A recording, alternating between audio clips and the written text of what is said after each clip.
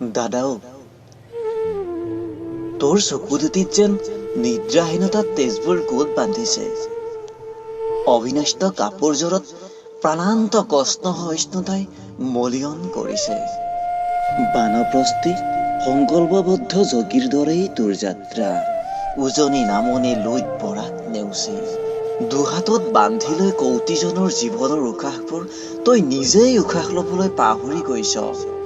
প্ৰতিজনক কবচ পিন্ধাই মৃত্যুঞ্জয়ী কৰাৰ প্ৰত্যাশা বান্ধি তই অহৰাত্ৰ অস্পিচাই ঘূৰি ফুৰিছ ৰোগাবিষ্ট প্ৰলয়ৰ লগত এঘৰি যুঁজিবলৈ।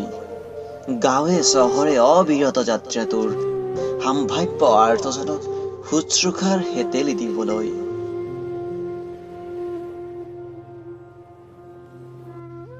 দাদাও, তোৰ চকু দুটিলৈ চালে সকানলে দহে। জানো তই আজিকালি নুখুৱ, তই ভালদৰে পেট ভৰাই ভাতমুঠিও নাখাৱ। মহামাৰীৰ সংশয়ে পীড়িত কৰা জনতাৰ মুখবোৰত সাহস আৰু ভৰসাৰ বৰষ পেলাই ফুৰ।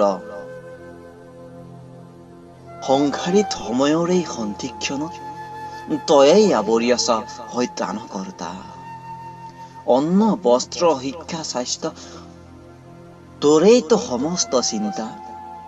তই ঘূৰি ফুৰা দুভাগ ৰাতি নিজান ৰাতিৰ উদং গলি সঞ্জীৱনীৰ মন্ত্ৰ বিচাৰি। যেতিয়া আমি হওঁ নিপালি মাৰি। দাদাও, নিজৰ খিয়াল ৰাখিবি।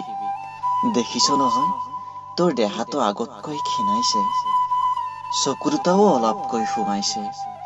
বুজিছো তই ক্ষান্ত নোহোৱা সেই কাল ধুমুহাজাক থুমুকি নৰোৱালৈকে। মাথো নিজৰ যতন লবি মাজে মাজে। তোৰো স্বাস্থ্য ঠিকে থাকিলেহে অসমীয়া সাজিব ন নসাজে।